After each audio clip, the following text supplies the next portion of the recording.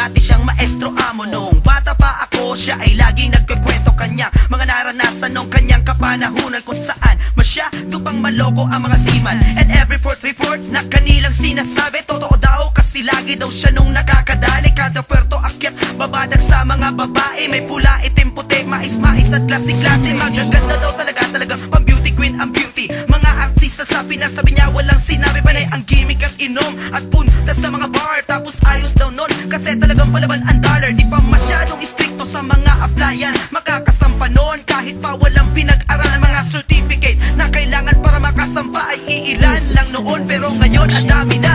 Seaman, lolo ko, seaman, lolo ko, seaman, lolo ko, seaman, ang lolo ko, seaman, lolo ko, seaman, lolo ko, seaman, lolo ko, seaman, ang lolo ko, seaman, lolo ko, seaman, lolo ko, seaman, lolo ko, seaman, ang lolo ko, seaman, lolo ko, seaman, lolo ko, seaman, lolo ko, seaman, ang lolo ko. Ako'y naging marino din kasi seaman, lolo ko. Ginaya ko si lolo kasi siya ay aking idolo. Para sa akin, sa aking obserbasyon, ibang iba na ang mga seaman dati sa ngayon. And every fourth report ay hindi na namin moto, hindi na totoo, kasi ngayon seaman ang niloloko. At nag-iisip na di na basta dumadali, baka mahawa pa kasi sakit ay dumadami. Di na pwedeng umakyat mga babae sa barko. Ang mga puerto ngayon ay masyado ng istrikto. Pag nakalabas man, di na sa bar sumusulong. Pupuntahan ay mall, bibili ng pasalubong. Wala na gimmick o inomo, tagay-tagay pa ng beer. Di na pwede sa ngayon yung one day millionaire. Dapat itatak sa utak, mag-ipon na mag-ipon para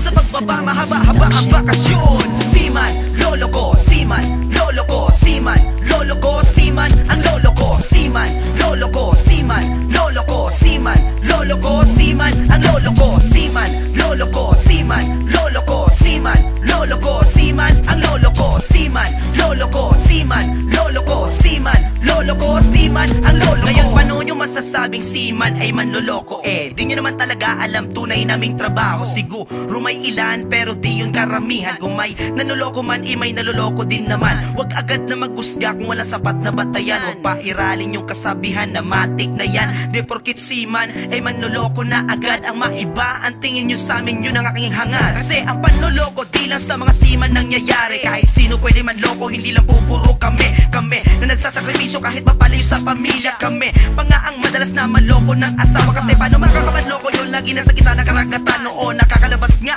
pero ilang oras lang naman, kasi limitado, delikado pa trabaho sa barko. And I'm proud to be a seaman, kasi seaman